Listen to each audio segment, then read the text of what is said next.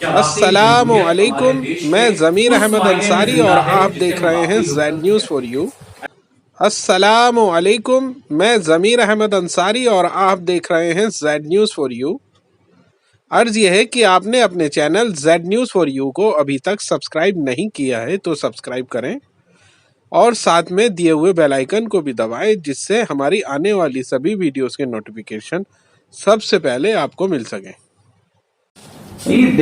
चुनाव हो गया, मतदाताओं ने वोट कर दिए, लेकिन प्रधानमंत्री कौन होगा?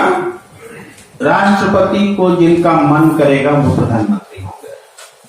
भाई राष्ट्रपति जी को मन करेगा कि ममता बनर्जी प्रधानमंत्री हो तो वो तो हो जाएंगे, तत्काल फॉर द टाइम भी तो हो जाएंगे। बाद में उनको लोकसभा जीतना है, बहुमत साबित करना है, यह अलग बात है कि ऐसी अनहोनी हुई नहीं है, लेकिन हो सकती है। तो सवाल यह है कि मतदाता जब वोट कर देते हैं तो सरकार कैसे बनेगी, इसको सोचने की क्या जरूरत है, क्यों होनी चाहिए? और भी आती है बात मैजिक फिगर की। मैजिक फिगर 272 होना चाहिए 543 का, चलिए मान लिया, लेकिन बीच में अचानक विश्वास और अविश्वास प्रस्ताव आ जाएगा, सरकार का शक्ति परीक्षण होगा, उस समय मैजिक फिगर का फिगर बदल जाएगा। क्यों? क्योंकि मुलायम सिंह की पार्टी, समाजवादी पार्टी इस समय एब्सटेन हो सकती है। पुरानी बात मैं कह रहा हूं, आज के संदर्भ में आज देख लीजिए, तो तब मैजिक फिगर बदल जाएगा। यहां भी बहुमत बदल गया, 272 स्थिर नहीं रहा। एक सांसद चुनाव लड़ता है तो बहुत सारे उम्मीदवार होते हैं, उसमें सबसे ज्यादा वोट जो लेकर आता है वो सांसद बन जाता है। वहां तो हम नहीं कहते कि आधे वोट आप लेकर नहीं आए इसलिए आप सांसद नहीं बनेंगे, वहां सबसे ज्यादा वोट लेकर जो आए वो सांसद बन गए। तो सबसे ज्यादा वोट जिस पार्टी को मिल रही है वो क्यों नहीं सरकार बनाए? यही बेसिक सवाल है।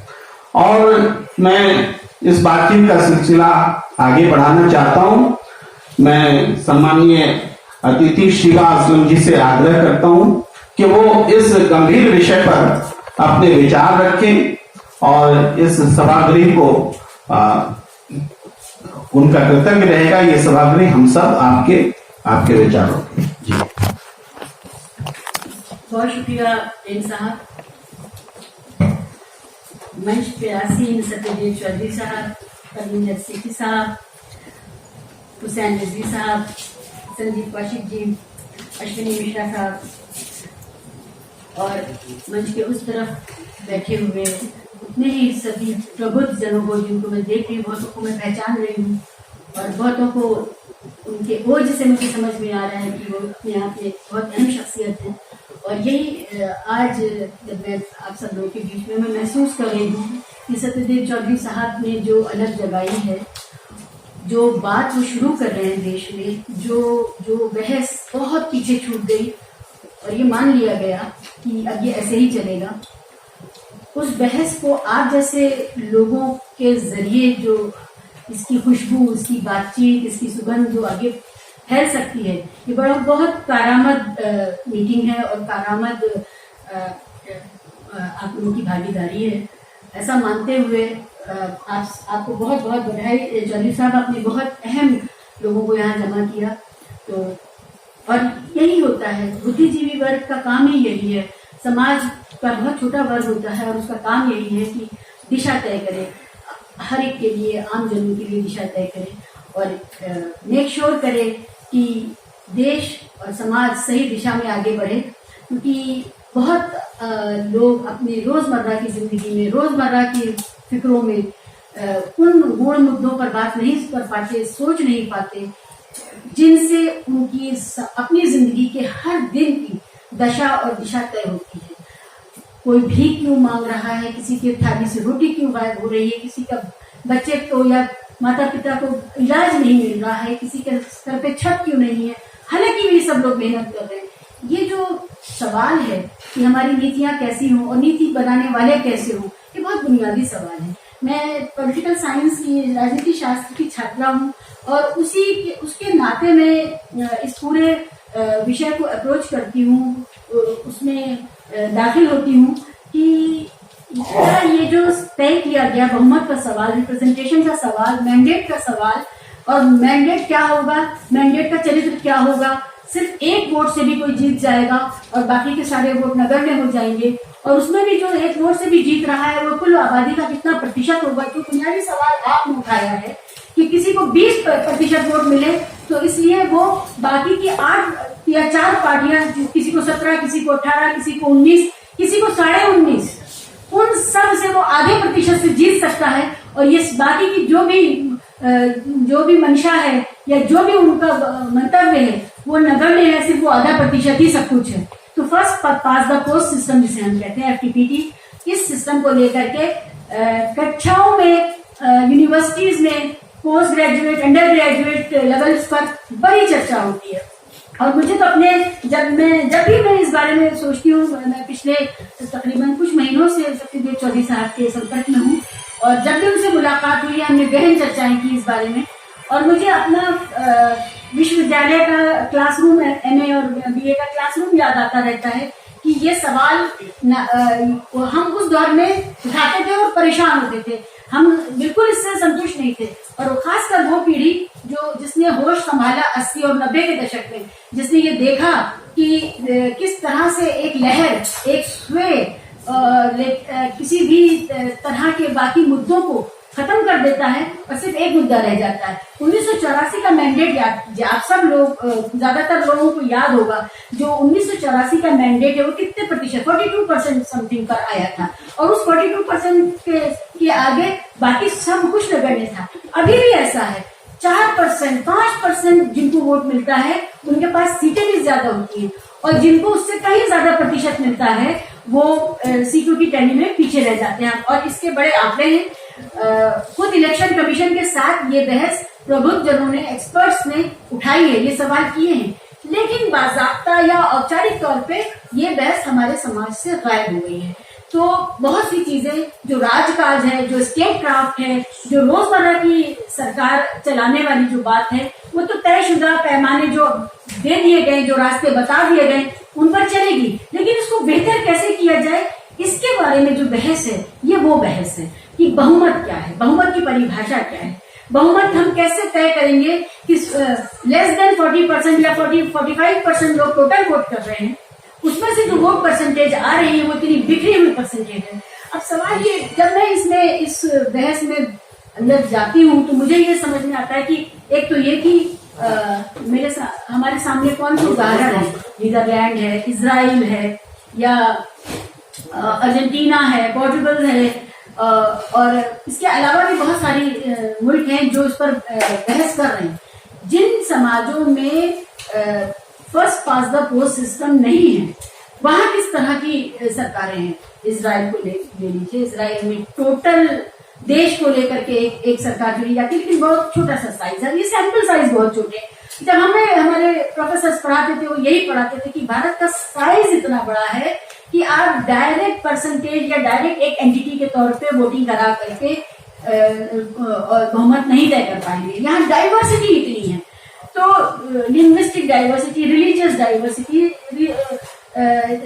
क्षेत्रीय जो डाइवर्सिटी है, विभिन्नताएं हैं, वो जिस तरह की हैं, तो ना यहाँ 2 पार्टी का सिस्टम हो सकता है या 3 पार्टी का सिस्टम हो सकता है उसकी वजह से, क्योंकि सबकी आकांक्षाएं, अभिलाषाएं कैसे परिलक्षित होंगी, कैसे उनको प्रतिनिधित्व मिलेगा। अगर कोई समाज ये कहता है कि नहीं, हम जो चाहते हैं, जिस तरह की सरकार, जो हमारे मुद्दे हैं, वो मुद्दे नॉर्थ ईस्ट का कोई MP रिप्रेजेंट नहीं कर सकता या डाउन साउथ का कोई MP रिप्रेजेंट नहीं कर सकता, तो वो वाजिब सवाल है। इतने बड़े देश में किस तरह से बहुमत तय हो, इसका फॉर्मूला क्या हो, क्योंकि थ्योरी, इसमें हमें थ्योरी में जाना पड़ेगा, थ्योरी से ही तय होगा कि इसका फॉर्मूला क्या होगा। और वो फॉर्मूला में तो मैंने बड़ी लंबी बातचीत की है चौधरी साहब से। चौधरी साहब, आपने मुझे बड़े अच्छे ढंग से समझाया था कि वो फॉर्मूला क्या होगा, और जरूरत ये है कि हमारे पास वो फॉर्मूला हो पैम्फलेट में, हम उदाहरण देके समझा सकें कि अगर ये आता है तो हम कहाँ पहुंचते हैं और अभी जो है वो कहाँ पहुंच रहे हैं। लेकिन बहुमत का सवाल सिर्फ रिप्रेजेंटेशन का और गणित का सवाल नहीं है, ये गणित के अलावा नैतिकता का सवाल भी है, ये हमारे आदर्शों का सवाल भी है।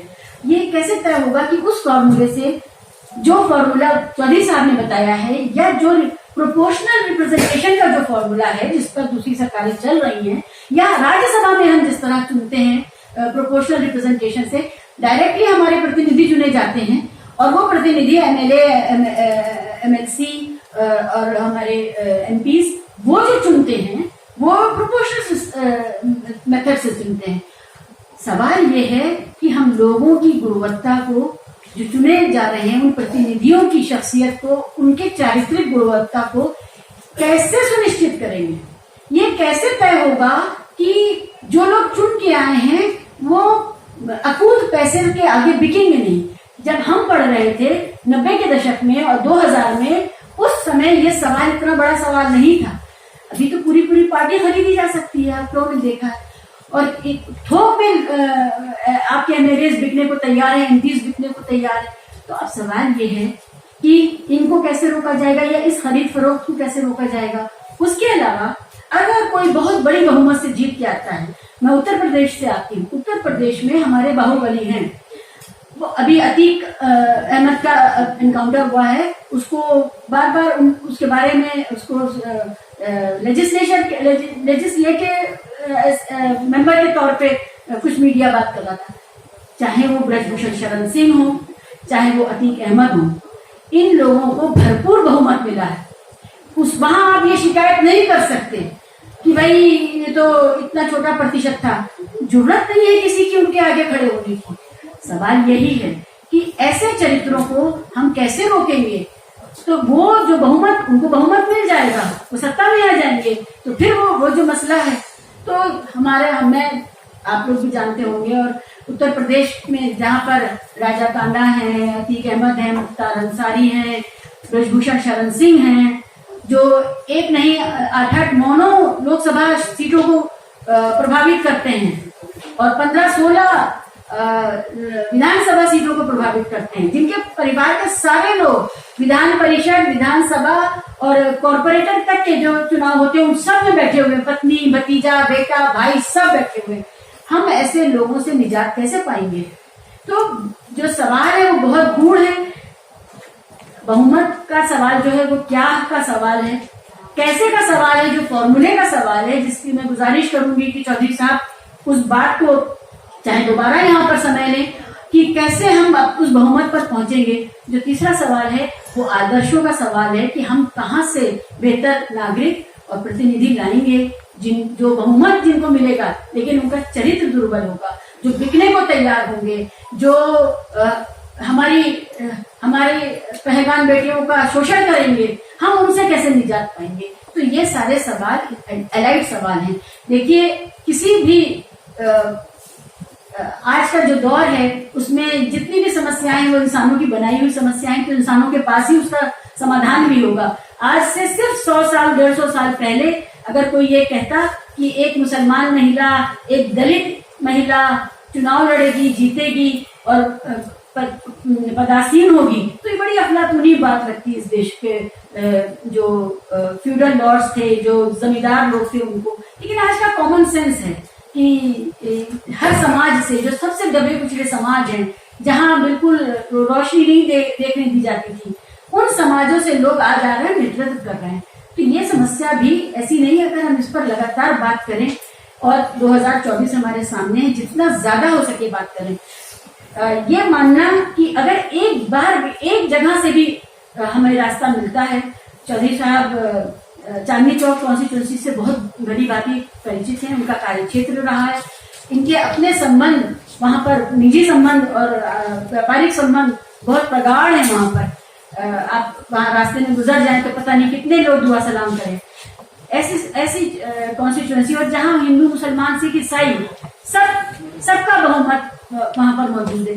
अगर वहां उस जैसी कॉन्स्टिट्यूंसी से अगर ये बात आगे बढ़ती है और इतनी अहम कॉन्स्टिट्यूंसी से आकर के वो संसद में बैठ करके इस मुद्दे को मुख्य धारा का मुद्दा बनाते हैं, तो ये हम सब के लिए बहुत शुभ रहेगा, हमारे लोकतंत्र के लिए अच्छा रहेगा।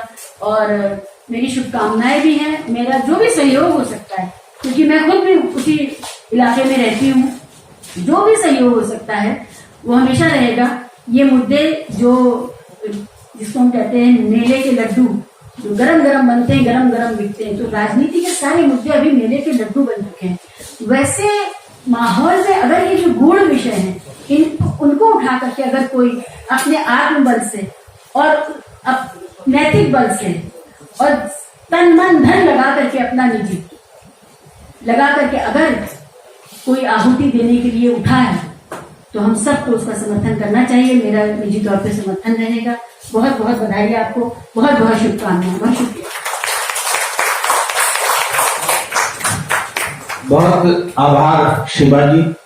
और आपने जो आग्रह रखा, जो बातें रखी, और खासकर सत्यदेव चौधरी जी के लिए कि चांदनी चौक लोकसभा सीट से वो चुनाव लड़े, तो एक बात तो जरूर है कि अगर ऐसा होता है तो एक सैंपलिंग होगी, देश के स्तर पर एक सैंपलिंग होगी कि एक सोच के साथ कि मतदाताओं के बहुमत से सरकार बने।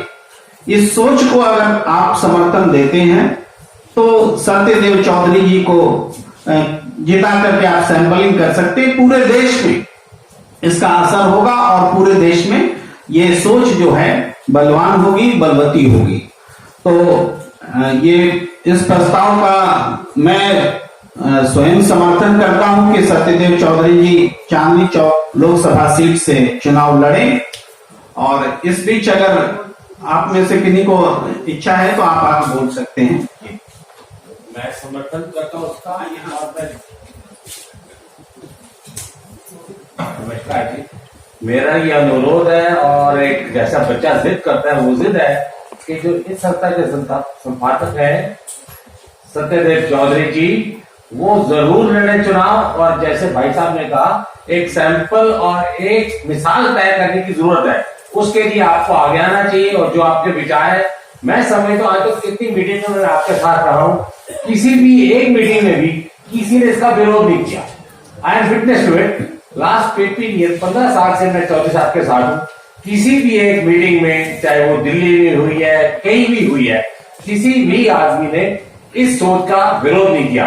तो चौधरी साहब, आपसे गुजारिश है कि आपने ये चांदनी चौक का बीड़ा उठाना है। Thank you.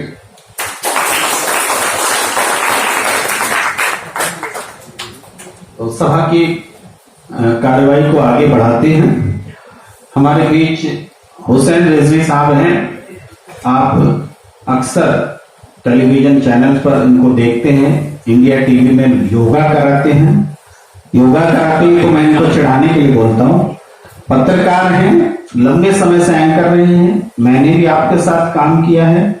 और लेकिन हुसैन रिजवी साहब से बोलने से पहले एक लाइन में ये बोलना चाहता हूँ कि ये जो सत्यदेव चौधरी जी ने बात कही, शिवा जी ने बात कही, देश के लोकतांत्रिक स्वरूप को बदलने की, ये इसका एहसास करना सबसे पहले जरूरी है कि बदलाव जरूरी है।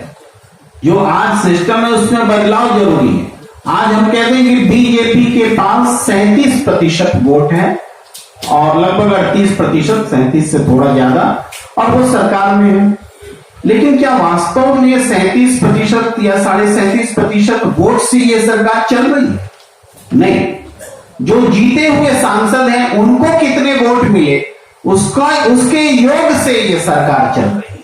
अब वो 37% नहीं है, वो 20% से कम है। तो ये एक चिंता की बात है। ये पूर्ववर्ती सरकारों के साथ भी ये बात लागू होती है। इसलिए ये इस डेमोक्रेसी की चिंता है। तो इस चिंता को एक लाइन में रखते हुए मैं हुसैन रिजवी के साथ से आग्रह करता हूं कि वो अपने विचार रखें। और मंच पे मौजूद सभी सम्मानित लोगों को मेरा सलाम। शिवास्तव फैमिली मुझसे पहले पूछ चुकी है। और सत्यदेव चौधरी साहब, बहुत शुक्रिया, आपने मुझे याद किया। थोड़ा आगे और यहाँ पर बैठे तमाम लोग बहुत खास इस मायने में हैं कि जो बात यहाँ से निकलेगी फिर वो आगे मल्टीप्लाई होती जाएगी। क्योंकि जब प्रेम जी ने पहली दफा मुझे इस प्रोग्राम के बारे में बताया और जो मौजूद था वो बताया, तो मुझे थोड़ी हैरत भी हुई कि पिछले बहुत वक्त में मैंने ये बात नहीं सुनी थी कि बहुमत, सत्य बहुमत को लेकर के कहीं कोई डिबेट हो रही हो, कहीं कोई बातचीत हो रही हो। क्या वाकई जो मैंडेट मिल रहा है पॉलिटिकल पार्टीज को वही सच्चा मैंडेट है और उसी के जरिए सरकार बनाई जाती है? इस पर कहीं कोई बात हो रही हो, ऐसा पिछले बहुत वक्त से कम जब से हम लोग साथ में काम कर रहे हैं, ऐसी कोई डिबेट पहले मैंने नहीं देखी। तो इस मायने में आप सब बहुत खास हैं कि आपको लोकतंत्र की, जमहूरियत की, डेमोक्रेसी की फिक्र है, तभी आप अपने अपने काम से वक्त निकाल कर यहाँ तक पहुंचे हैं। और अब आप जब यहाँ से जाएंगे, यहाँ की फिक्र को आगे बढ़ाते हुए, ये चीज मल्टीप्लाई होगी और लोगों के बीच ये बात जब पैदा होगी कि भाई क्या वाकई हमारा जो वोट है, वो जब हमने एक बार वोट कास्ट कर दिया, उसके बाद फिर 5 साल के बाद हमें मौका मिलता है, उस बीच हमारे वोट की वैल्यू क्या होगी। तो ये बात शायद आगे बढ़ेगी और चौधरी साहब जो कोशिश कर रहे हैं, वो कोशिश इस मायने में और आगे बढ़ सकती है, जिसका जिक्र प्रेम जी ने भी किया, शिवा जी ने भी किया, कि अगर वो कंटेस्ट करते हैं किसी कॉन्स्टिट्यूंसी से और वहां से वो जीत जाते हैं, मेरी दुआएं आपके साथ, तो ये बहस और ताकत हासिल करेगी कि भाई एक शख्स ऐसा है जिसने एक मुद्दे को लेकर के आवाज उठाई है और उन्होंने जीत भी हासिल की, तब उस मुद्दे पर ज्यादा तरीके से बात हो पाएगी। क्योंकि अभी मौजूदा वक्त में इस पर बहुत मजबूती से इसलिए नहीं कहा जा सकता कि जो रूलिंग पार्टी है वो, या फिर जो पहले रूलिंग पार्टियां रही हैं, उन्होंने मौजूदा व्यवस्था के वो सब के सब बेनिफिशियरी हैं। तो इस जो व्यवस्था है, इस व्यवस्था को वो यूज करना बहुत बेहतर तरीके से जानते हैं कि किसी एक कॉन्स्टिट्यूएंसी से कैसे जीत हासिल करनी है, और जीत हासिल करने के साथ साथ कैसे लोगों के वोट को अलग अलग टुकड़ों में बांट करके उसकी वैल्यू को घटा दिया जाना है। अब किसी एक कॉन्स्टिट्यूएंसी में अगर 2 कैंडिडेट खड़े होंगे, 60% वोट पड़ेगा, तो मुमकिन है कि आधा आधा या 40-60 या 30-30 कुछ इस तरह से डिवाइड वोट हो। लेकिन अगर 10 लोग खड़े हो गए और उसमें बहुत सारे लोग ऐसे हैं जिनकी हैसियत भी नहीं है, वो कहां से खड़े हो रहे होते हैं, कहीं से उनको कोई सपोर्ट, कोई पॉलिटिकल बैक उनको मिल रहा होता है जिसके बिना वो खड़े होते हैं।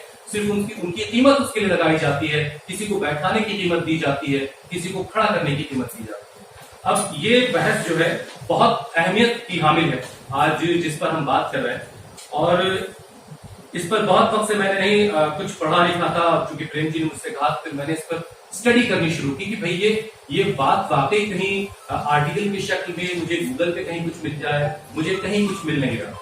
फिर मुझे एक किताब के बारे में पता चला जो 2015 में सलमान खुर्शीद साहब ने वो किताब लिखी, the other side of mountain. उस किताब में उन्होंने इस बात का जिक्र किया, जो मौजूदा व्यवस्था है उस व्यवस्था से अलग जो प्रोपोर्शनेट की व्यवस्था है, जो कुछ यूरोपियन कंट्रीज में है, क्योंकि हम आजाद हुए थे ब्रिटेन से, इसलिए जो व्यवस्था वहां पर लागू थी वो हमने अपने आप लाई कर ली और हम उस पर चलते रहे। लेकिन सवाल ये रहा कि इस व्यवस्था के साथ क्या वाकई जमहूरियत हमारे देश में उस मायने में जिंदा है जिसे हम वाकई लोकतंत्र कहते हैं। ऐसे वक्त में जब हर एक चीज को एक रंग में रंगने की कोशिश हो रही है, हर एक चीज एक ही रंग की दिखाई दे, तो एक बड़ा खूबसूरत सा शेर है, चमन में इख्तिलाते रंग बू से बात बनती है, तुम ही तुम हो तो क्या तुम है, और हम ही हम हैं तो क्या हम है। तो जब तक सबका रिप्रेजेंटेशन ना हो जाए, मेरा नाम हुसैन है, तो मुझे इस मुद्दे पर ही मैंने प्रेम जी से कहा कि इस पहली दफा ऐसा है कि पार्लियामेंट में मुसलमानों का रिप्रेजेंटेशन खत्म हो चुका है।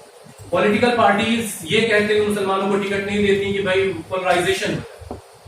आप सोचिए कि उस वक्त जब मौलाना आजाद कंटेस्ट कर रहे थे, उनको भी चुनाव लड़ने के लिए रामपुर जैसे सीट पे जाना पड़ा। उसके बाद के एक आध वाकया थे, मुझे याद है शायद आरिफ मोहम्मद खान साहब को, ये थोड़ा सा डिफरेंट है, कुछ अलग तरह के केसेस हो सकते हैं। आरिफ मोहम्मद खान साहब ने कानपुर से इलेक्शन जीता, जबकि वहां पर मुसलमानों की आबादी उतनी ज्यादा नहीं, 20% थी। मतलब ऐसा नहीं, अपवाद भी है, लेकिन बहुतायत आप ये देखेंगे कि मुसलमानों का वोट जहां पर है, वहां पर अगर जो प्रो मुस्लिम जिन्हें कह सकते हैं आप, जो मुसलमानों के हक की बात कर रही है अगर कोई पार्टी, आज के वक्त में ऐसी बात करना मतलब पॉलिटिक्स में अपने आप को किसी किनारे पर लेके चले जाना है। तो ये सारी प्रॉब्लम्स की जो जड़ है वो मौजूदा व्यवस्था है, क्योंकि कहीं जो कितनी आसानी से अगर ये बात कही जाती है 80-20, ये क्या हो रहा है? ये लोकतंत्र एक अच्छे और सेहतमंद लोकतंत्र की निशानी है क्या? हमें इस पर सोचना होगा कि अगर ये बात कितनी आसानी से हमारे पॉलिटिकल लीडर्स कहते हैं, रूलिंग पार्टी के लोग अगर ये बात कहें कि हम मुसलमानों का वोट नहीं चाहते, तो फिर इस मुल्क में बसने वाला 18 से 20% मुसलमान कहा जाए, उसके वोट की क्या अहमियत होगी? तो इन सारे पस मंजर में जब मैं सोचता हूं तो मुझे लगा कि ये व्यवस्था वाकई बहुत खराब है। हमारे बड़ों ने, हमारे बुजुर्गों ने क्या उस वक्त इस पर कितना सोचा, कितना नहीं सोचा, उससे आगे बढ़कर जब जाके कभी सवेरा वाली बात, तो मैं थोड़े से आंकड़े इस पर आपके सामने रखता हूँ कि कैसे चीजें बिगड़ गई, और ये मैंने इसी किताब से डेटा लिया है। अब देखिए आप 2004 का ये डेटा है, एग्जाम्पल के तौर पर मैं आपके सामने रखता हूं। 2004 में कांग्रेस को जो वोट मिला कुल वो 26.5% वोट, बावजूद इसके उसने सरकार बनाई, 26% वोट के साथ उसने सरकार बनाई। अब आगे आगे जरा से थोड़ा और आगे बढ़ते हैं, बल्कि 2014 पे आ जाते हैं। 2014 में बीजेपी ने 31% वोट हासिल किया और इस 31% वोट के जरिए 282 सीटें उसको मिली और 51% सीट हो गई। जब आप इसको सीटों के एतबार से देखेंगे, वोट के एतबार से 31% है, लेकिन सीट के एतबार से 51% हो गया। समझ रहे बात का? ये बड़ी बहुत नाजुक सी बात है, इसीलिए मैं कह रहा हूं कि आप बहुत खास लोग हैं, क्योंकि आप इस बात को और आगे ले जाएंगे और ये बात मल्टीप्लाई होते होते लोगों के जहनों तक पहुंचे कि हो क्या है और कैसे पॉलिटिकल पार्टीज मैंडेट के साथ गेम कर रही, खेल रही। अब देखिए इसी साल 2014 में जैसे मैंने बताया 31% वोट मिला, 282 सीटें मिली और सीटों के एतबार से 51.9% हो गया और उसी साल 19.3% वोट कांग्रेस को मिला और सीटों के एतबार से सिर्फ 44 सीटें उनको मिली और सीटों का जब परसेंटेज आप देखेंगे तो सिर्फ 8.1% हो गया। 31% पे 51% सीटें मिल रही हैं और 19% पर सिर्फ 8% सीटें मिल रही हैं। आप समझ रहे हैं जो वोट दूसरी तरफ कहीं जा रहा है वो कैसे डेड हो रहा है। हम कहते तो जरूर हैं ये कि एक एक वोट की कीमत है और पहले मतदान फिर जलपान, लेकिन जब आंकड़े की आप स्टडी करेंगे तो आपको लगेगा ऐसा है नहीं, सच्चाई कुछ और है। इसके आगे के सालों में भी आप जरा देख लें, इसके आगे जो नेक्स्ट ईयर के जो वोट्स हैं उनमें भी बहुत अजीब सी स्थिति है।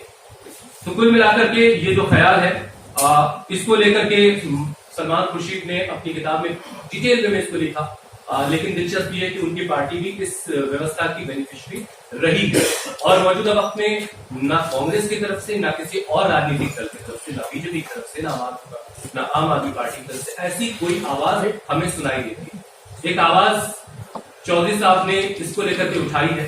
अब ये आवाज हुकूमत के कानों तक पहुंचे और इस पर लोग बात करें। सबसे पहली जरूरत यह है कि लोग इस पर डिबेट करें, इस पर बातचीत होनी शुरू हो। कुछ लोग इस पर आर्टिकल लिखें, लोगों तक बात पहुंचे। जैसा कि मैंने कहा कि मैंने गूगल पर जब R&D करने की कोशिश की, आजकल के वक्त में वही बाबा सबसे बड़े हैं, तो वहां मैंने कुछ लिख करके जानने की कोशिश की तो कुछ खास मुझे मिला नहीं। कुछ बहुत सारी स्टडीज जो थी वो बाहर की, कुछ रिसर्च पेपर्स मुझे बाहर के मिल रहे थे, लेकिन हिंदुस्तान के एतबार से मुझे कोई आर्टिकल वहां नहीं मिला। तो मैं गुजारिश उन तमाम लोगों से करता हूँ, मैं भी कोशिश करूंगा फ्रेंडली कि इस पर कुछ डेटा कलेक्ट करके इसकी खूबियों के बारे में लोगों को बताया जाए और बताया जाए कि कैसे लोगों के वोट काउंट को जोड़ करके जो सरकार बनेगी उससे उनके वोट की अहमियत कितनी ज्यादा हो जाएगी। इसमें भी कई सारे फॉर्मूले हो सकते हैं। एक फॉर्मूला तो ये है कि आप मल्टी रिप्रेजेंटेटिव फॉर्मूले पे जा सकते हैं, मतलब एक शहर, एक कॉन्स्टिट्यूंसी में एक रिप्रेजेंटेटिव ना होकर के एक से ज्यादा रिप्रेजेंटेटिव हो सकते हैं। उसमें ये भी अच्छी बात हो सकती है कि जो दूसरे नंबर पर आया है और वो जिन लोगों के वोट से जीता है उनका भी रिप्रेजेंटेशन उसमें जुड़ सकता है। ऐसी कई बातें हैं, लेकिन उससे पहली बात तो यही है कि कम से कम इस व्यवस्था से अलग किसी और व्यवस्था पर बातचीत शुरू हो, उसको आगे बढ़ाया जाए। बहुत बहुत शुक्रिया। मैं ये बात कहना चाहता हूँ, हुसैन जी ने बहुत आंकड़ों के साथ बातें कही कि मुझे याद है मेरे जमाने में अब्दुल गफूर साहब बिहार के मुख्यमंत्री हुए थे, तब कई जगहों पे जनरल सीट्स पर मुस्लिम लड़ते थे, हारते भी थे, जीते भी थे। हाँ, एक बात जो हमने नहीं देखी, जो रिजर्व सीटें हैं SC ST के लिए, रिजर्व सीट में रिजर्व कैटेगरी के ही लोग लड़ते हैं। किसी रिजर्व कैटेगरी के व्यक्ति को जनरल कैटेगरी में लड़ते हुए हमने नहीं सुना। एक आध एग्जाम्पल हाल के वर्षों में आए, ये भी बात है। तो ये धर्म के भी आधार पर है, जाति के भी आधार पर है। डॉक्टर अंबेडकर साहब कहां चुनाव जीत पाए? नहीं जीत पाए, लड़े बार बार हारे, ये भी स्थिति है। चुनाव जीतना एक अलग चीज है और जो बात कह रहे हैं हुसैन रिजवी जी वो सही है। आज 23 करोड़ के लगभग वोट लेकर के भारतीय जनता पार्टी 303 सीटें जीतती है और 13 करोड़ से थोड़ा कम वोट लेकर कांग्रेस पार्टी 52 सीटें जीतती है। तो ये जो बात है, वोटों की अहमियत को समझने के लिए ये आंकड़े महत्वपूर्ण है, जहां हम लोग ध्यान खींचना चाहते हैं। और इसी बातचीत का सिलसिला, क्योंकि राजनीतिक दलों की भी चर्चा की हुसैन रिजवी साहब ने, और यहाँ बहुत सारे हमारे मित्र साथी हैं जो अलग अलग राजनीतिक दलों से हैं। आसिफ नाथ तिवारी जी हैं, बिहार में कांग्रेस के प्रवक्ता हैं। अकील खान जी हैं, आम आदमी पार्टी के लिए बोलते हैं, उनके प्रवक्ता हैं। हमारे साथ इस मंच पर भी हैं संजीव कौशिक जी, परविंदर सेठी जी, इंडोर्स करते हैं आम आदमी पार्टी को, और सीपीआई से हमारे विवेक श्रीवास्तव जी भी मौजूद हैं। तमाम लोग हैं। तो इसके बावजूद सबकी चिंता में ये शुमार हो, हमें यकीन है कि यहां से जब ये उठकर जाएं तो ये जो बहुमत की चिंता है, लोकतंत्र की चिंता है, उस चिंता को वो ऊंचे स्तर पर ले जाएं। हमारे सत्यदेव चौधरी जी, मैं देखता हूं राहुल गांधी के बहुत बड़े फैन हैं, लेकिन राहुल गांधी जी इनकी बात सुने तो, उन तक कोई बात उनकी पहुंचाए तो, सत्य बहुमत की चिंता तो समझाए उनको। मैं ये कहता हूं कि बौद्ध धर्म राजा अशोक ने एक्सेप्ट कर लिया तो बौद्ध धर्म देश के बाहर कितनी दूर तक चला गया, राजकीय संरक्षण मिल गया। तो यहां भी सत्य बहुमत, सत्यदेव चौधरी जी के विचार को कोई भी पॉलिटिकल पार्टी आकर के इंडोर्स करने लगे तो हिंदुस्तान में सत्य बहुमत फैल सकता है, क्योंकि विचार को फैलाने के लिए माध्यम की आवश्यकता होती है।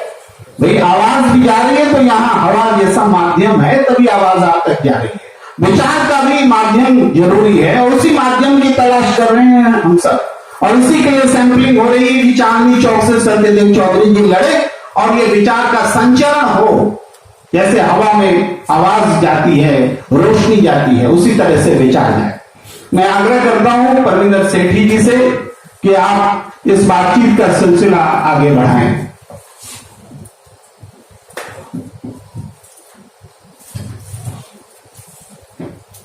धन्यवाद प्रेम जी।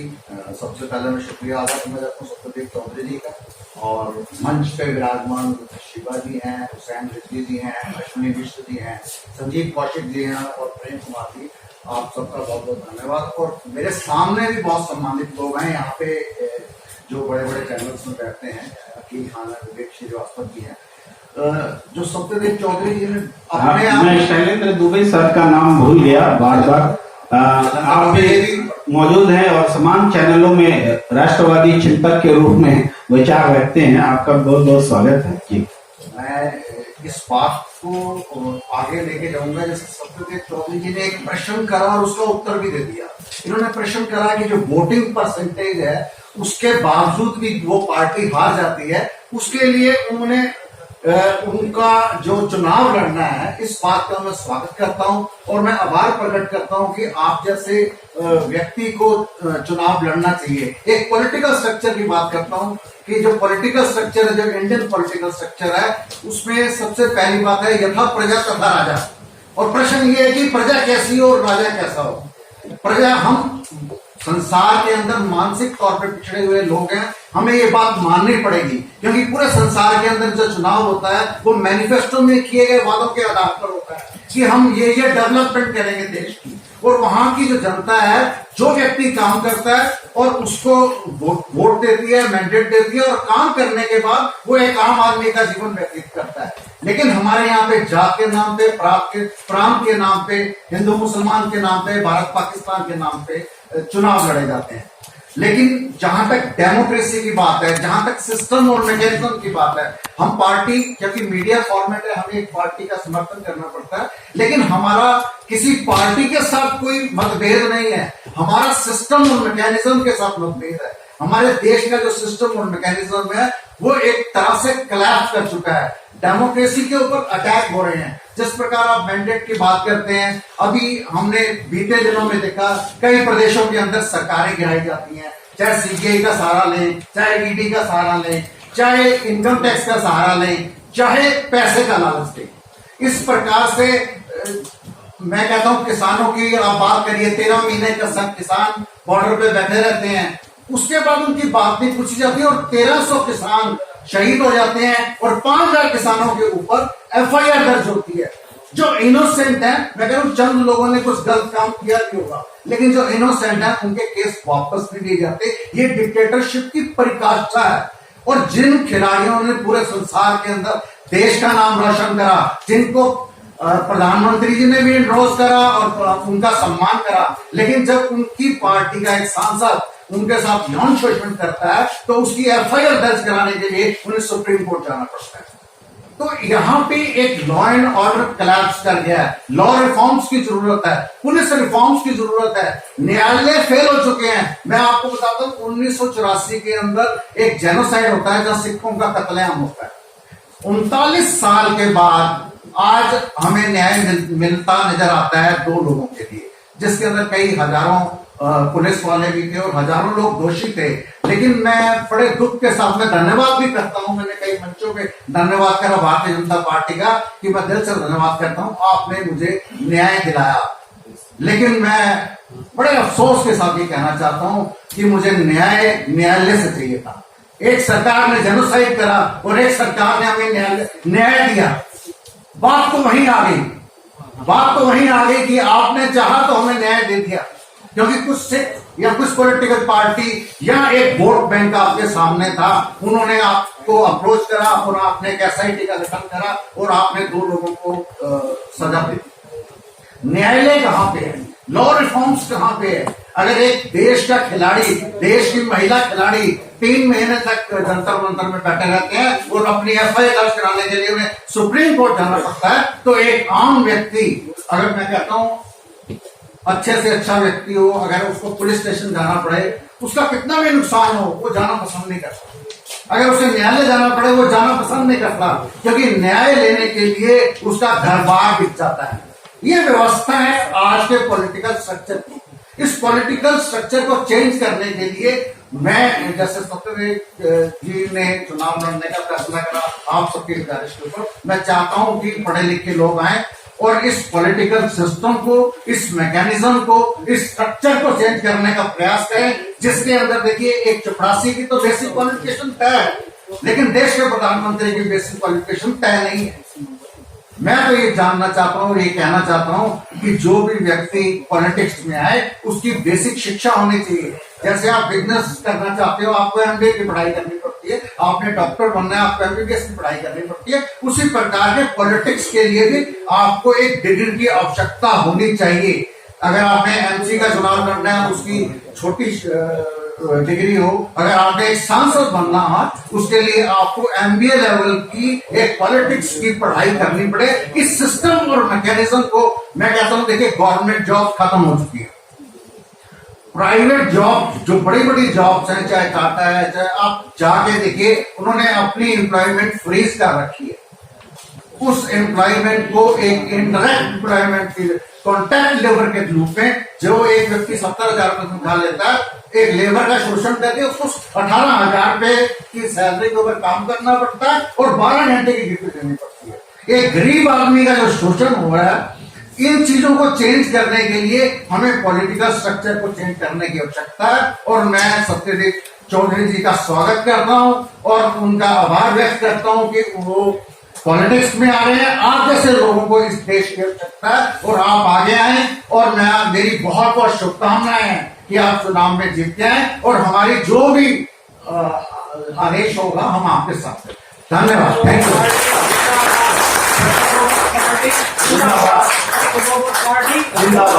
उस कॉर्नर से अश्विनी मिश्रा जी को आमंत्रित करता हूं कि आप राष्ट्रवादी छौंक के साथ विचार रखें कि कैसे लोकतंत्र जो है मजबूत हो सकता है।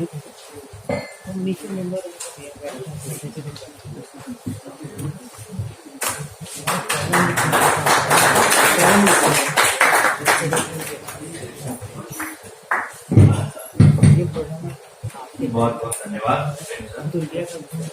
सभा में बैठे हुए उपस्थित सभी मान्यवर, मंच में बैठे हुए सभी लोग, बहुत सबको मेरा प्रणाम। मैं सुझाव दूं इस विषय पर कि क्या होना चाहिए, छोटे में बड़ी बात होगी।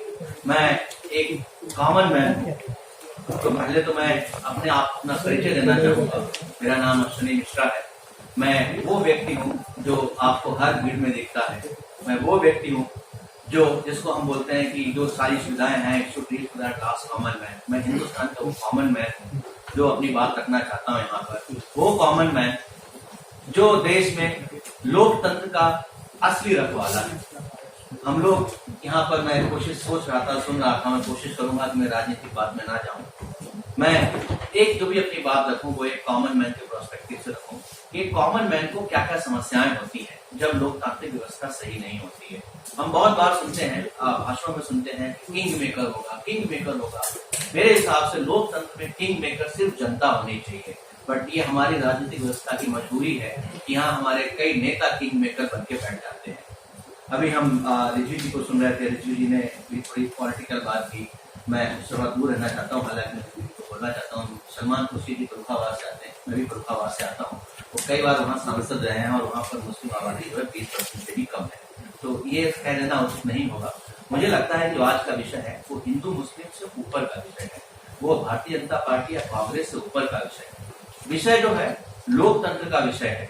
लोकतंत्र की, हम सब लोकतंत्र के पहरी हैं और ये हमारी नैतिक जिम्मेदारी बनती है कि हमारी लोकतांत्रिक व्यवस्थाएं ऐसी होनी चाहिए जिसमें समान अधिकार का लोगों को पूरा मौका मिले, जिसमें जो चुनाव होता है उस चुनाव के बाद हमको कोई ये डिलेमा ना रहे, हमको एक कोई संदेह ना रहे किसकी सरकार बनेगी। ये जो सट्टेबाजी होती है, जो खरीद फरोख्त होती है, ये चीजें नहीं होनी चाहिए, क्योंकि इससे देश का नुकसान होता है, बहुत बड़ा नुकसान होता है। आप देखें चुनाव होने के बाद सारे चैनलों पर ये डिबेट हो रही होती है कि अगर इसकी सीट इसके साथ जुड़ जाएंगी तो इनका इतना प्रतिशत बन जाएगा। ये बहुत बड़ी समस्या है। मैं समाधान की बात बिल्कुल नहीं करूंगा, क्योंकि मैं समाधान की बात करने के योग्य नहीं हूँ। मुझे लगता है सत्यदेव सर ने एक समाधान सुझाव दिया है, तो बहुत स्वागत योग्य कदम है, और मुझे लगता है कि हम सबको समाधान की बात अपने अपने क्यूमुलेटिव तरीके से करनी चाहिए। अगर जरूरत पड़े संविधान में संशोधन करना पड़े तो संविधान में संशोधन करना चाहिए। अम्बेडकर जी ने कहा था कि जिस दिन हमको लगेगा कि संविधान का दुरुपयोग हो रहा है, सबसे पहले इसको मैं फाड़ूंगा। तो मेरा ये मानना है कि ये कह देना कि संविधान में परिवर्तन संभव नहीं है। संविधान है किसके लिए? आम जनमानस के लिए। अगर आम जनमानस को किसी भी चीज से परेशानी हो रही है, कोई ऐसी व्यवस्था जिससे आम जनमानस का भला नहीं हो रहा है, तो वो संविधान, वो लोकतांत्रिक प्रक्रिया किस काम की है?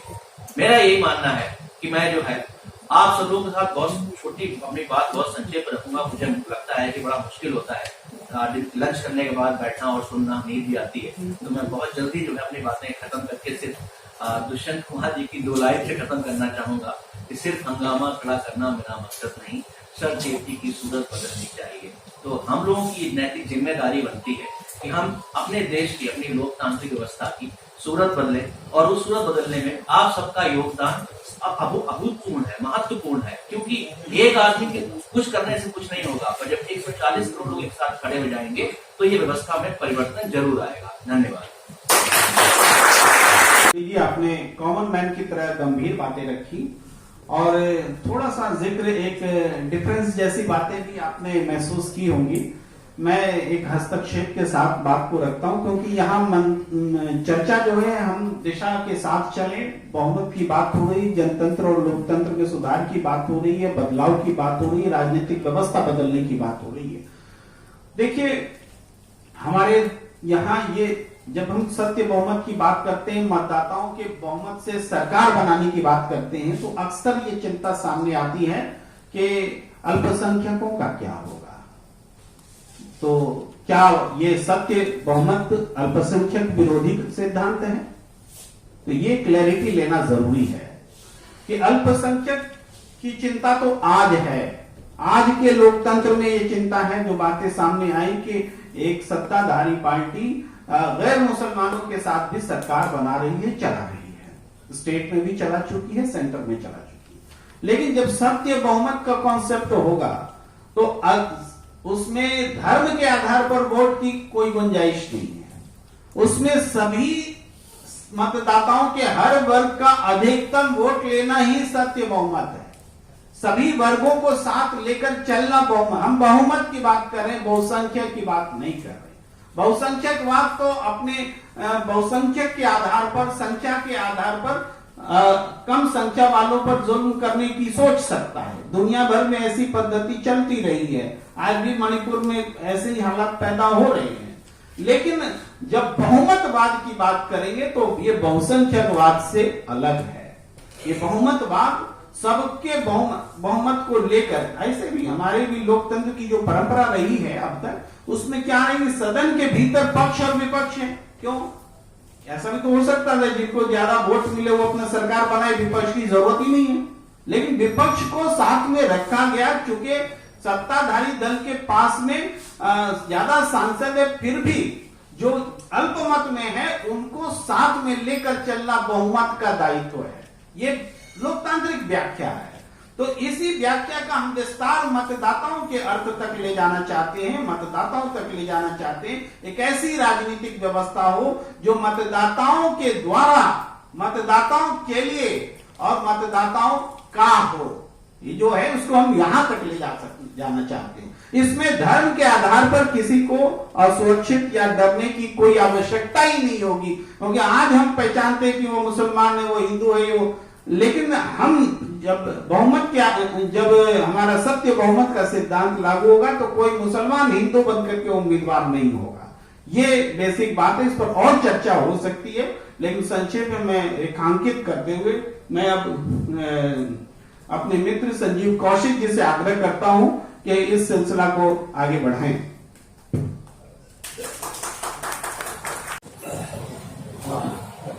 मंच पे उपस्थित सत्य बहुमत पार्टी के संस्थापक श्री सत्यदेव चौधरी जी, आदरणीय परविंदर सिंह सेठी जी, श्री हुसैन साहब, बहन मेरी और सामने और इस सभागार में उपस्थित तमाम प्रबुद्ध जनों का संजीव कौशिक का सादर प्रणाम।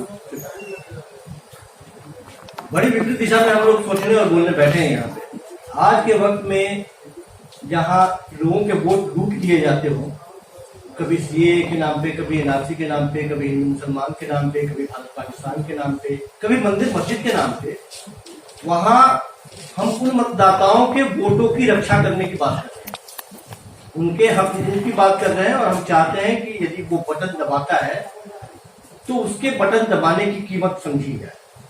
वो यदि किसी को बहुमत देता है तो उसके बहुमत की भी बात होनी चाहिए।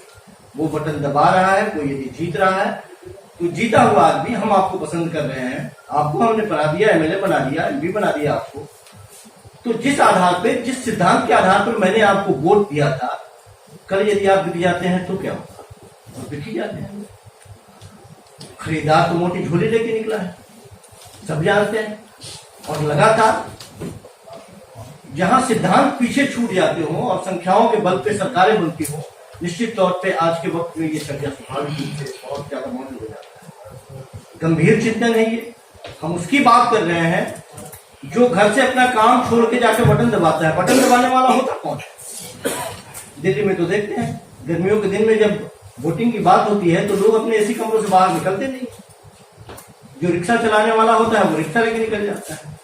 जो बीच का मध्यम वर्ग का जो आदमी होता है वो चिलचिलाती धूप में जाता है और फिर वो बटन दबा के आता है और बाद में पता चलता है कि उसकी लूट मार मच गई। उसने जिसे वोट दिया, जिसको बनाया, वो कहीं और चला गया, किसने और लूट लिया। हम उसके अधिकारों की बात कर रहे हैं। ये बहुत विपरीत दिशा में सत्यदेव चौधरी जी ने एक ऐसा अभियान छेड़ा है जो पहले तो लोगों के बीच में ये बात ले जाने की जरूरत है कि हम किस मामले में बात करना चाहते हैं आपसे, हमारी सोच क्या है, हम चाहते क्या है। सरकारें तो बनती हैं, पहले भी सरकारें रही हैं, आज भी सरकारें अपने तरीके से काम कर रही हैं। हम सरकारों से जो पहले से काम कर रही हैं और आज भी है, उससे यदि उम्मीद रखते हैं कि वो हमारे अभियान में कदम ताल मिलाए, ऐसा संभव नहीं है। वो लोग इस तरह की नीतियों के सुविधा भोगी हैं। वो क्यों चाहेंगे कि इस तरह की बातें की जाए और इस पर चर्चा हो? वो कभी नहीं चाहेंगे। चर्चा वो करेगा जो हाशिए पे खड़े हुए आदमी के बारे में सोच रहा है, अपना पांव जमाने की कोशिश कर रहा है, अपनी बातों को लोगों तक पहुंचाने की कोशिश कर रहा है। और अभी भी हम बार बार कहते हैं कि राजनीति करने वाले लोग, हम देख रहे हैं, आंकड़े निकाल के जब आप देखते हैं तो आपको पता चलता है कि जिस सांसद से पहली बार चुनाव लड़ा उस समय जो पैसे डिक्लेयर कर रहा होता है कि उसके पास कितनी संपत्ति होती है, 5 साल के बाद में हमने देखा है। अभी सत्ताधारी पार्टी की बात करें, 2014 में उन्होंने जो घोषणा की और 2019 में जो घोषणा की, उसमें देख लीजिए कि आंकड़ा कितने प्रतिशत बढ़ गया। जहां इसके बारे में कोई चर्चा नहीं की जा रही हो, अथाह पैसे खर्च किए जा रहे हो, जो पैसा खर्च करेगा जाहिर सी बात है निकालने की बात करेगा। वो जब वो निकालने की बात करेगा तो सैद्धांतिक बातों को लेकर कहां से दिएगा? इन सबको खत्म करने की बात करेगा। तो एक बहुत बड़ी जिम्मेवारी के साथ सत्यदेव चौधरी जी निकले हैं। लोगों तक ये बात पहुंचनी चाहिए।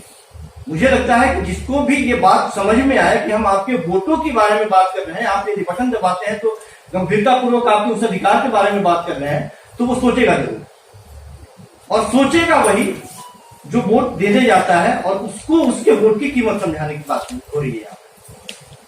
हमारी कोशिश है, अब यहाँ से एक शुरुआत हुई है। सत्यदेव चौधरी जी के साथ कई बार टीवी डिबेट वगैरह में हम बैठे हैं, विचारों को सुनने का मौका मिला है। इतना आसान नहीं है जब आप ईमानदारी पूर्वक जनता की बात करते हैं। मैंने कहा शुरुआती दौर में कि जब वोट लूट लेने की बात हो, वहां वोट आपसे दान करने की बात हम करें, आप विवेक के अनुसार बटन दबाएं, बहुत मुश्किल दौर है, लेकिन असंभव भी नहीं है। लोग जिस दिन समझेंगे कि हम आपके हक की बात कर रहे हैं, वो हमारी बात समझेंगे और साथ में आएंगे। सब स्थापित पार्टियां हैं, बहुत सक्षम पार्टियां हैं, आर्थिक रूप से भी सक्षम है, वो लोग भी उनके पास हैं, लगातार वो सत्ता में रहने की कोशिश कर रहे हैं और लगे हुए हैं, कर भी रहे हैं। एक नई पार्टी भी आई जिसके बारे में अभी बता रहे थे, परिचय मेरा दिए, प्रेम कुमार जी की सहानुभूति हम रखते हैं। कुछ मुद्दों पे सारे पार्टियों की बात हम कर रहे हैं, सारे पार्टियों में केवल बुराइयां ही ऐसी नहीं है, कुछ मुद्दों पे हम उनके साथ हैं, लेकिन बहुत सारी चीजें हैं जिसपे हम नहीं साथ हैं, गैरत गवारा नहीं करता है। तो जब नए लोग आते हैं तो बड़े उम्मीद के साथ लोग देखते हैं, तो ये नए लोगों की भी जिम्मेवारी बनती है कि उस उम्मीद पे वो खड़े होते। बदलाव लगातार लोग चाह रहे हैं, लोग त्रस्त हैं। किसी से पूछ लें आप, मध्यम वर्गीय लोग से पूछ लें, परिवार के लोग से, अपने घर की गृहिणी से पूछ लें, आप अपनी बात कर लें आप कि क्या आप खुश हैं।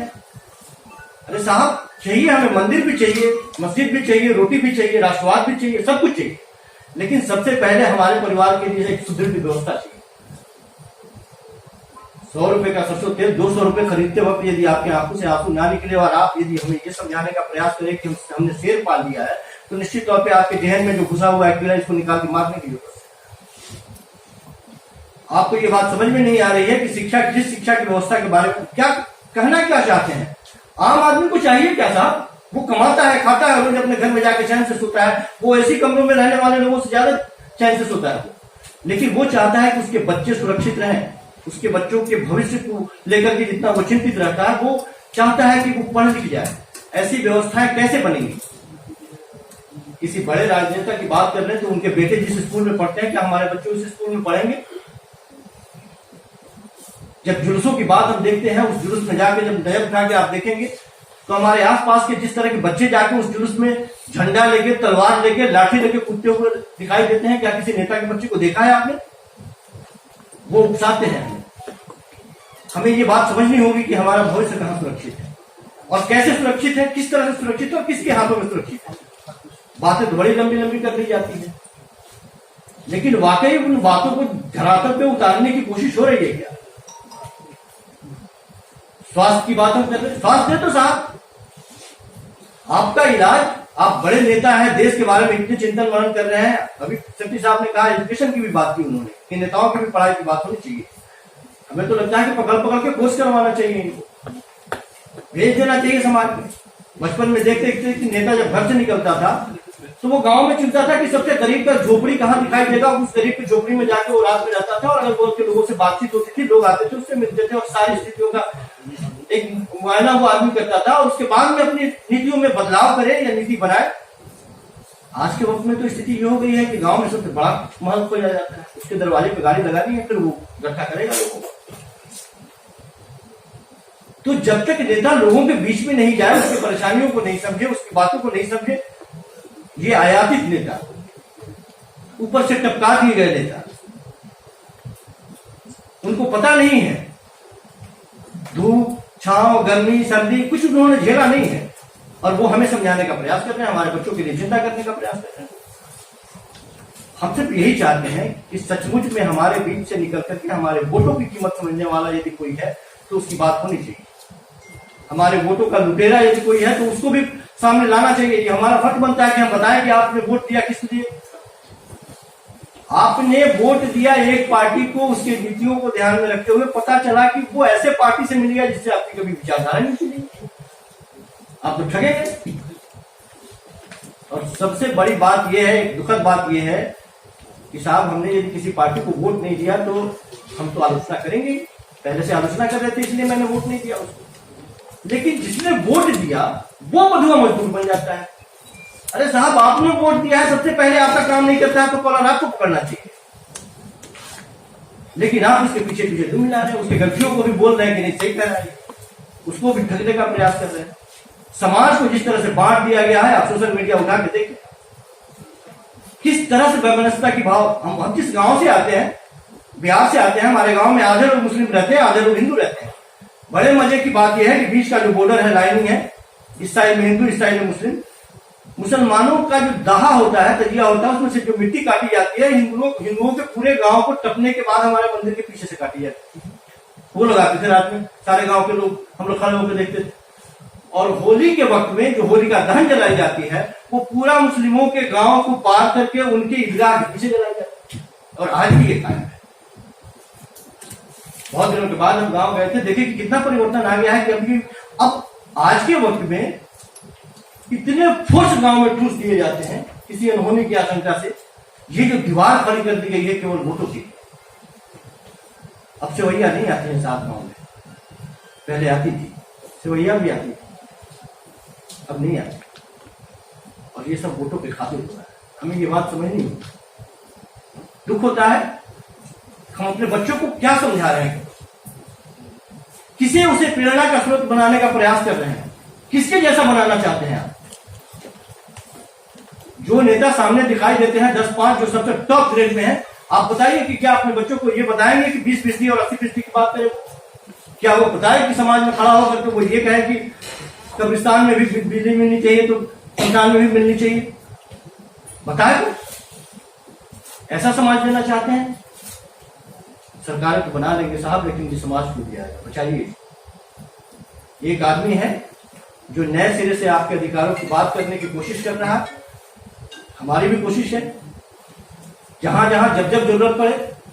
हम किसी राजनीतिक पार्टी, किसी एक विशेष पार्टी की बात नहीं कर रहे हैं, लेकिन एक विचारधारा है जो कम से कम आपके वोटों को बचाने का प्रयास कर रहा है, तो उसके पीछे खड़े रहने की जरूरत है। मैं चाहूंगा कि यदि आप लोग को भी अच्छा लगे तो आप लोग भी साथ दें।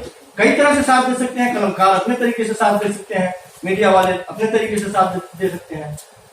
लेकिन आपको लगे कि सचमुच में समाज के अंतिम मैदान पे जो आदमी खड़ा है, उसके लिए कोई बात करने की कोशिश कर रहा है, उसके अधिकारों की बात कर रहा है, तो उसके पीछे खड़ा होना चाहिए, एक बार खड़ा होना चाहिए। अनुभव अच्छा नहीं है, लेकिन क्या हम बदलाव नहीं लाएंगे? फिर बैठ जाएंगे हम? लगातार प्रयोग जारी रहने चाहिए, बहुत ज्यादा नहीं, बस आप लोगों का आशीर्वाद बना रहे और चाहेंगे कि सत्यदेव चौधरी जी यदि ये मुहिम आगे नहीं करते हैं, साथ दे। आपको दिल से यदि लगे कि सचमुच में आपके लिए कुछ अच्छा करने की कोशिश कर रहे हैं, ये साथ दे। ईश्वर है, सफलता असफलता ईश्वर के हाथ में है, लेकिन कोशिश तो हम कर सकते हैं। बहुत बहुत आभार। मंजिलें उन्हीं को मिलती हैं, मंजिलें उन्हीं को मिलती हैं जिनके इरादों में जान होती है। सिर्फ पंखों से कुछ नहीं होता, हौसलों से उड़ान होती है। सत्यदेव सर, मैं आपको नमन करता हूं कि आपने इतना बड़ा इनिशिएटिव लिया। ये बहुत बड़ी जरूरत है हमारी डेमोक्रेसी की, और ये बहुत पहले इनिशिएटिव लेना चाहिए था, लेकिन दे रहा है, दुरुस्त है। और मैं आपके साथ हूं इस पूरे अभियान में, आप जो करेंगे। हालांकि मैं आम आदमी पार्टी से हूं, और मैं ये बताना चाहूंगा, मैं बाय प्रोफेशन में इंजीनियर हूं, और मैं दुनिया घूमने गया। मैं गवर्नमेंट ऑफ इंडिया की नौकरी छोड़ करके मैं गया, मैंने कहा दुनिया देखूं, दुनिया में आया हूं। सरकारी सांड तो बहुत लोग बने रहते हैं, मैं निकल के गया और मैंने दुनिया देखी। और जो मैंने एक सबसे महत्वपूर्ण बात मैंने ऑब्जर्व की, दुनिया में जो भी कंट्रीज डेवलप हुए हैं, उसका एक सबसे बड़ा रीजन है कि वहां की सोसाइटी में भ्रष्टाचार नहीं है।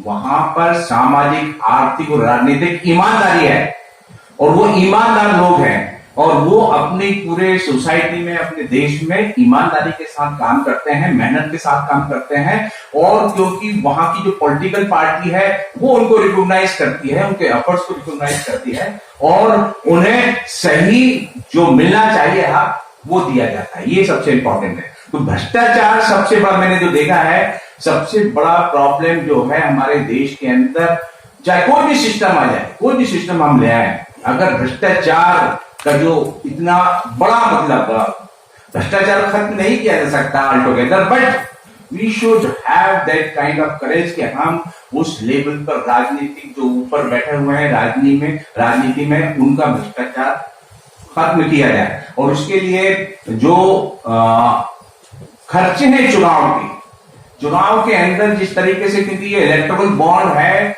आज की डेट में जो सारी हमारी जो व्यवस्था है, जो डेमोक्रेसी के फंडामेंटल्स हैं, that is legislature, executive, judiciary and media, ये सब भ्रष्टाचार की वजह से ही अपनी परफॉर्मेंस नहीं दे पा रहे हैं। आप देखिए डोनाल्ड ट्रंप जिसने प्रेसिडेंट रहा है अमेरिका का, लेकिन वहां की जो सिस्टम है, वहां की जो मीडिया, वहां की जो बाकी जुडिशरी सिस्टम है, वो सब ने उसके अगेंस्ट में वोट दिया और आज वो पेश कर रहे हैं अपने ही देश के अंदर एक बहुत बड़ा चार्ज, जो चुनाव को पलटने का, वो एक्चुअली सरकार को उसको पलटने का जो प्रयास उन्होंने किया था उसके खिलाफ वो उस तरह की हमारे देश के अंदर व्यवस्था होनी चाहिए। उसके लिए देखिए मैं 3 बातें कहना चाहूंगा। सबसे पहले तो जो है, जो मैंने बताया, भ्रष्टाचार, चुनावी खर्चा जो होता है वो खर्चे के ऊपर कंट्रोल होना चाहिए। वो चुनावी खर्चा जो है दूसरे कंट्रीज से हम ले, अगर स्कैंडिनेवियन कंट्री जहां पे डेमोक्रेसी बहुत ही हाई लेवल पर है, वहां पे चुनावी खर्चा बहुत ही मिनिमम है, और जो भी होता है वो गवर्नमेंट के थ्रू होना चाहिए। गवर्नमेंट से आप जितना भी जो चुनावी खर्चा है वो एक मिनिमम लेवल पे, और जो गवर्नमेंट के जो मीडिया है और जो कनेक्टेड हैं लोग, जो मतलब जिससे कि आप अपने आप को दुनिया के सामने, अपने देश के सामने, अपने लोगों के सामने पेश कर सकें, वो मिनिमम सिस्टम होना जरूरी है। वो फ्री ऑफ कॉस्ट होना चाहिए हर एक पार्टी के लिए, जो भी रिकॉग्नाइज है। और सर ने, शेट्टी साहब ने बहुत अच्छा एक सजेशन दिया था कि हमें जो है ना मिनिमम क्वालिफिकेशन जरूरी है। ये एक बहुत इंपॉर्टेंट एस्पेक्ट है, क्योंकि जो ईमानदारी आती है वो आपकी क्वालिफिकेशन, आपकी फंडामेंटल, आपने जो टीचिंग ली है, आपने बचपन से जो एनवायरनमेंट में रहे हैं, तो वो एनवायरनमेंट का बहुत बड़ा इम्पैक्ट पड़ता है हमारी लाइफ के ऊपर और हमारे परफॉर्मेंस के ऊपर। हम देश की जनता को जो रिप्रेजेंटेशन देना है उसकी जिम्मेदारी बनती है, तो वो जिम्मेदारी वहीं से आपकी क्वालिफिकेशन होना बहुत जरूरी है। तो मैं जब आया वापस बाहर से, तो मैंने देखा जन लोकपाल बिल के लिए अरविंद केजरीवाल जी बहुत आगे, परिवर्तन था, परिवर्तन के बाद उन्होंने जन लोकपाल बिल के लिए एजिटेशन किया। अन्ना हजारे जी आए और मैं 5 दिन तक मैं भी रहा एजिटेशन पे, 5 दिन मैंने भूख हड़ताल की, और जो अल्टीमेटली उन्होंने माना कि जन लोकपाल बिल आना चाहिए, ये अगर हो जाता पूरी तरह से लागू, तो मैं समझता हूं कि आज की डेट में हम जो देख रहे हैं राजनीतिक भ्रष्टाचार जिसकी पराकाष्ठा हो चुकी है इस वक्त, वो बहुत कंट्रोल में होता। मेरा अपना मानना ये है, आखिर में ये कहना चाहूंगा कि जो चेंज करते हैं, पार्टियां चेंज करते हैं, अभी सुप्रीम कोर्ट ने भी इसके ऊपर संज्ञान लिया है कि पार्टी चेंज करने का परमिशन नहीं देना चाहिए। अगर कोई पार्टी चेंज करना चाहता है तो उसको रिजाइन करके फिर से चुनाव लड़ना चाहिए, और तभी वो अगर लोग उसको चुनते हैं कि हाँ आप अपना चेंज कर सकते पार्टी, तो ही उसको अलाउ करना चाहिए। तो इन्हीं शब्दों के साथ मैं फिर सत्यदेव चौधरी साहब का नमन करता हूं कि आपने बहुत अच्छा इनिशिएटिव लिया है, और मैं इंडिया के साथ में रहकर ही हम इस पूरी व्यवस्था को चेंज कर सकते हैं। नहीं तो 2024 में बहुत कुछ घोटाले होने वाले हैं। इलेक्शन कमीशन, जितनी भी संस्थाएं हैं, इन सबको जिस तरह उन्होंने कंट्रोल करने की कोशिश कर रही है प्रेसिडेंट गवर्नमेंट, उसको कंट्रोल, उसको स्टॉप करना बहुत जरूरी है। और इसी बात के साथ में मैं बहुत धन्यवाद देता हूं आप सब लोगों के, आपने अपने विचार रखे और हम लोगों को उन विचारों से प्रेरित किया, और उम्मीद है कि हम जो है इस दिशा में सफलता पाएंगे। प्रेम कुमार जी और चौधरी साहब, बहुत बहुत आभार आपका। जो काम लोहिया के चेलों ने नहीं किया, जयप्रकाश जी के चेलों ने नहीं किया, वो आपने किया। और मैं यहाँ लोहिया जी और जयप्रकाश जी का जिक्र इसलिए कर रहा हूँ कि जब हम हमारे पुरखे लोकतंत्र के इस स्वरूप को स्वीकार कर रहे थे, उस वक्त भी ये विचार आया था कि मान लीजिए 10 पार्टियां पार्टिसिपेट करेंगी और कोई एक पार्टी उसको बहुमत आ जाए और उसको सिर्फ 10% ही वोट मिले, तो बाकी 90% तो दूसरे के खिलाफ है। या मान लीजिए उसको 20% ही मिल गया और बहुमत में आ गई, तो 80% तो ठीक है, वो अलग अलग 9 दलों को मिला, लेकिन 80% तो उस पार्टी के खिलाफ है ना जिसकी सरकार बन रही है। तो ये बहुमत की सरकार कहां? महात्मा गांधी जी भी थे वहां, बाकी तमाम नेता भी थे। लोहिया जी तब नेहरू जी के धुर विरोधी हो चुके थे और इसलिए ये विचार नेहरू जी लेके आए थे, जो मौजूदा लोकतंत्र है, तो लोहिया जी इसका विरोध कर रहे थे।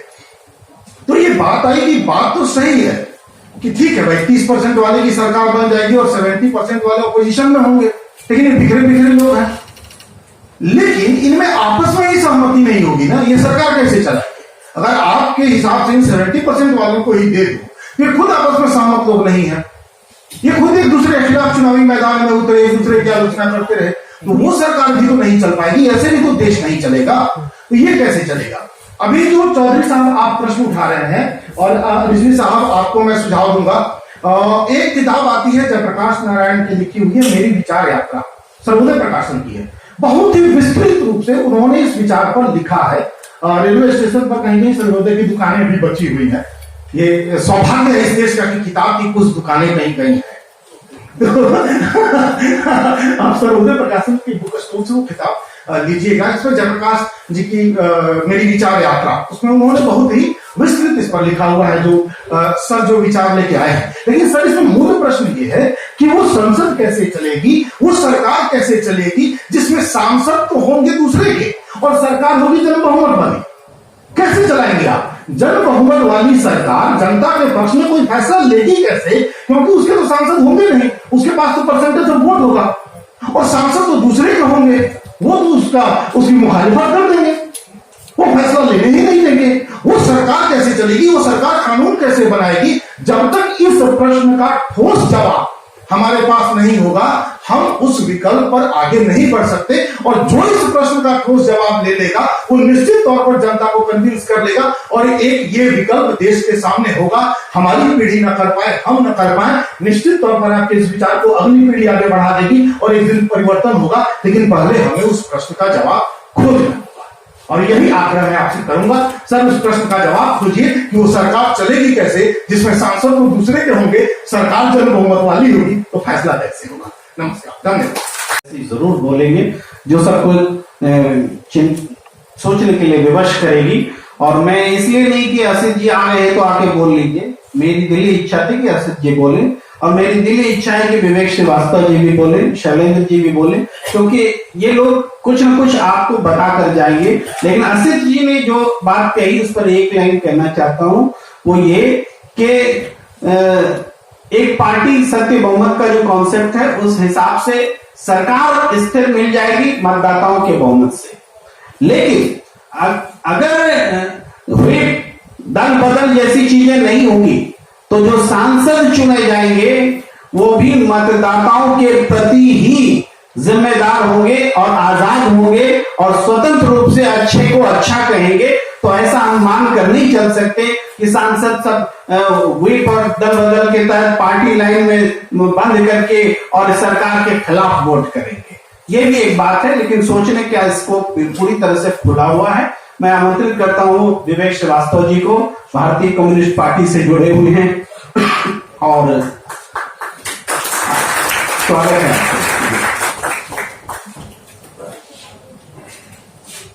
बहुत बहुत धन्यवाद जी। हम पहले भी यहाँ पे एक बार एकत्रित हुए थे और चौधरी साहब ने एक गैदरिंग रखी थी यहाँ पे जिसमें इस कॉन्सेप्ट को हम लोगों ने डिस्कस किया था। तो आज किसी भी पार्टी से हम हो, किसी भी प्लेटफॉर्म से हम हो, मेन बात है कि क्या ये कॉन्सेप्ट देश के लिए जरूरी है या नहीं। तो कुछ एक चीजें देश के लिए बहुत ज्यादा जरूरी हैं, जैसे सेठी साहब ने एक मिनिमम एजुकेशन की बात करी, तो गांधी जी के टाइम में भी इस चीज को डिस्कस किया गया था कि क्या मिनिमम एजुकेशन एक सांसद का, एक एमएलए का हम रखें देश में या नहीं। देश बहुत गरीब था, देश में लोग पढ़े लिखे नहीं थे, जो पढ़े लिखे थे वो कहीं ना कहीं अंग्रेजी शिक्षा पद्धति से के मॉडल से निकल करके आए थे। तो गांधी जी ने कहा कि नहीं, इसको हम क्राइटेरिया फिलहाल ना बनाएं जिससे गरीबों के अंदर से, गांव के अंदर से, वर्कर्स के अंदर से, लेबर यूनियंस के अंदर से, किसानों के अंदर से नेता क्रिएट हो जो अपनी समस्याओं को ज्यादा जानते हैं और वो आकर के डेमोक्रेसी में पार्टिसिपेट करें। अगर आज हम करप्शन की बात करें तो आईएएस अफसर, आईपीएस अफसर, मैं जुडिशरी तो नहीं बोलना चाहिए मुझे, लेकिन हम जितनी भी इस प्रणाली को देखें तो हम देखेंगे कि हम इनको, हम ये नहीं कह सकते कि साहब ये शिक्षित नहीं है और करप्ट नहीं है। इस देश के अंदर पिछले 70 साल से हमारी जो प्रशासन प्रणाली है वो भ्रष्ट रही है और सब हाईली एजुकेटेड रहे हैं, सब बड़े बड़े कंपटीशन क्लियर करके आए। ये पहली चीज है। हाँ, लोकपाल इसका बहुत अच्छा उत्तर था। एक strong vigilance system, strong Lokpal bill, strong Lokpal, ये जरूरी है। न्यायपालिका के अंदर जुडिशियल रिफॉर्म्स होने चाहिए, केसेस जल्दी होने चाहिए, उनको जल्द से जल्द फैसला दें। हमारे यहाँ पेंडिंग केसेस का एक इतिहास है, नंबर ऑफ जजेस बहुत कम है कई जगहों पर, तो उसमें जस्टिस डिनाई हो जाता है, 20-25 साल लग जाते हैं, तब जाकर के एक सिविल सूट होता है। किसी इनोसेंट आदमी की प्रॉपर्टी अगर फंस जाए आज के जमाने में तो वो हाथ जोड़ करके सोचता है साहब कोई कॉम्प्रोमाइज कर लेता हूं, कोर्ट कचहरी के चक्कर में गया तो 20-25 साल जाएंगे, पता नहीं प्रॉपर्टी मिलेगी या नहीं मिलेगी। तो ये बहुत सारी समस्याएं हैं। इस विषय पे अगर हम आते हैं तो ये एक बहुत ही रिवोल्यूशनरी विषय है। इसमें कई पार्टियों ने पहले भी अपने अपने सजेशन दिए, वामपंथी पार्टियों ने भी दिया कि साहब परसेंटेज ऑफ वोट्स के हिसाब से आप रिप्रेजेंटेशन दीजिए पार्लियामेंट में। लेकिन ये कॉन्सेप्ट जो चौधरी साहब लेकर के आए हैं, इसका हम सबको समर्थन करना चाहिए अक्रॉस द पार्टी लाइंस। आप किसी भी विचारधारा से हो, आइडियोलॉजी से हो, अगर ये चीज कल लागू होती है तो मेरे ख्याल से देश के अंदर एक बहुत बड़ा बदलाव आएगा। तो इस रिफॉर्म का हम सब समर्थन करें। और चौधरी साहब बहुत बहुत धन्यवाद कि आपने एक प्लेटफॉर्म दिया सबको जिस पे हम बोल सकते हैं, लेकिन इसको एक रेवोल्यूशन में जब तक हम नहीं बदलेंगे, कॉमन मैन, पब्लिक और अक्रॉस द पार्टी लाइन लोगों को हम नहीं जोड़ेंगे तो शायद ये थोड़ा कमजोर पड़ सकता है। धन्यवाद। आग्रह करता हूं कि शैलेंद्र जी आए और अपनी बात रखें। हालांकि मेरी नजर से जैनेन्द्र जी छूट गए, आप पर एक टोन कसा गया है, व्यंग्य किया गया है। और आप सोहेल देव भारतीय समाज पार्टी के प्रवक्ता हैं, मुख्य प्रवक्ता हैं, तो फिर भी मैं अभी आग्रह करता हूं शैलेंद्र जी से आप अपनी बात रखें। धन्यवाद प्रेम जी। कितना समय है? देखिए, संभवतः मैं इस संगोष्ठी का अंतिम वक्ता, सम्मानित मंच और इस सभागार में उपस्थित अति सम्मानित सभी साथीगण, चूंकि प्रेम जी ने मेरा संदर्भ राष्ट्र चिंतक के तौर पे दिया है, तो जाहिर सी बात है जिस विषय पे बात की जा रही है उस विषय पर ही मैं बोलने का प्रयास करूंगा, न इधर जाऊंगा न उधर जाऊंगा। देखिए, अगर आप एक देश के नागरिक के नाते अगर इस विषय को संदर्भित करने का प्रयास करेंगे तो मेरा मानना यह है कि कहीं कोई समस्या नहीं है। नहीं आइए, चलिए तो मेरा मानना यह है कि इसमें कोई समस्या है ही नहीं। विषय बड़ा साफ है। किस तरह साफ है कि अगर आप इसी लाइन पर चलने का प्रयास करते हैं तो विषय क्या है कि आपको जो मैंडेट है उसका फैसला किस तरह करना है। मुझसे पूर्व तमाम वक्ताओं ने अलग अलग विषयों पर बात रखने का प्रयास किया। सदस्य किस तरह है, उनकी योग्यता क्या हो, वो एक अलग विषय है। उसको अगर आप सेम टाइम में सब चीजों को क्लब करने का प्रयास करेंगे तो मेरा मानना यह है कि आप सोल्यूशन की तरफ नहीं पहुंचेंगे। समय कम है तो हमें जो विषय पर ही बात करते हुए आगे बढ़ना चाहिए कि जो मौजूदा व्यवस्था है क्या वो ठीक है या नहीं है, और उसकी सफर जो है जितनी भी मेजर पॉलिटिकल पार्टीज हैं टाइम फ्रेम के हिसाब से सब रहे हुए, मैं किसी का नाम नहीं लूंगा। जो नंबर 1 पार्टी रहती है, रूलिंग है, वो जाहिर सी बात है वो बेनिफिशियरी के तौर पर वो उसका लाभ उठाती है। जो रनर अप होती है वो जो है सफर होती है। तो कभी इधर कभी उधर, दो ही बड़ी पार्टी है देश के अंदर, वो कभी वो सफर किए कभी ये सफर किए। समाधान क्या है उसकी बात, जो सत्यदेव चौधरी जी का मैं धन्यवाद करना चाहूंगा कि उन्होंने इस विषय को संदर्भित करने का प्रयास किया है। तो इसका समाधान क्या है? देश के अंदर 545 लोकसभा सीटें हैं। पॉपुलेशन के हिसाब से अगर मैं बात करूं तो लक्षद्वीप सबसे छोटा जो है हमारा जो लोकसभा सीट है, जहां पर इलेक्टर्स की संख्या 50,000 से कम है। तो वहां का प्रतिनिधि भी जो है आपको चुन के आना है, वो संसद का जो है सदस्य बनना है। चूंकि हमारे देश की विविधता इस तरह से है, उसमें हर क्षेत्र का प्रतिनिधि होना आवश्यक है। संविधान में कहीं व्यवस्था नहीं है कि किसी धर्म का हो, किसी जाति का, जाति के हिसाब से रिजर्वेशन है SC ST का सिर्फ, लेकिन धर्म के हिसाब से कहीं व्यवस्था है ही नहीं, आप ओपन है। और जिस तरह हमसे पूर्व में वार्ताओं में उदाहरण दिया, कई ऐसे जो प्रतिनिधि हैं वो अपनी उन सीटों से जीत कर आए हैं जहां पर उनके लोगों की संख्या कम थी, चाहे वो कानपुर रहा हो, चाहे फरकाबाद रहा हो। मैं मूलतः मैनपुरी से हूं, हमारी नेबरिंग सीट है। तो इस तरह के कई एग्जाम्पल्स हैं। इस पार्लियामेंट के अंदर भी जो 27 एमपीज है, जिस वर्ग विशेष की बात की जा रही थी उससे, तो ऐसा नहीं है, रिप्रेजेंटेशन में थोड़ा बहुत फर्क होता है और समस्याएं हर इरा में है। तो बात इसको ठीक करना, मैं एक बहुत रेलेवेंट एग्जाम्पल कोट करता हूं। हम लोग जो है दिल्ली एनसीआर के सिटीजन है, हमने ट्रांसपोर्ट सिस्टम देखा बसेस के थ्रू या अदर जो है मॉड्यूल के थ्रू। रिसेंटली हमें जो है मेट्रो के तौर पर एक ट्रांसपोर्ट सिस्टम हमें जो गिफ्ट किया गया और उसमें गाइडलाइन दी गई कि आपको जो है खाने पीने की चीजों का ध्यान रखना है, हाइजीन मेंटेन करना है। तो कंपैरेटिवली आप देख रहे हैं जितने भी एग्जिस्टिंग ट्रांसपोर्ट सिस्टम है उनके मुकाबले वो व्यवस्था सुचारू रूप से चल रही है और हम उसका लाभ उठा रहे हैं। तो अगर ये जितने भी स्टेक होल्डर्स हैं, जितने भी रीजनल पार्टीज हैं या इलेक्शन कमीशन ऑफ इंडिया है या तमाम जो भी स्टेक होल्डर्स हैं, तो मैं ये कहता हूं कि एक दिन से ज्यादा का विषय नहीं है कि इसको मतलब चर्चा करके और पार्लियामेंट में जो आप लेके आइए और इस पर कोई मतलब किंतु परंतु करने की आवश्यकता है। कैसे? जो मेरी समझ कहती है, मैं समाधान की बात कर लेता हूं, तो समस्या की बात को जो सभी वक्ताओं ने कर ली। अभी मेजोरिटी बाकी बात है 543 में 272। समस्या तब आती है अगर किसी एक पार्टी को मान लो बहुमत मिल जाता है, ठीक है। समस्या तब आती है जब उसको बहुमत नहीं मिलता है।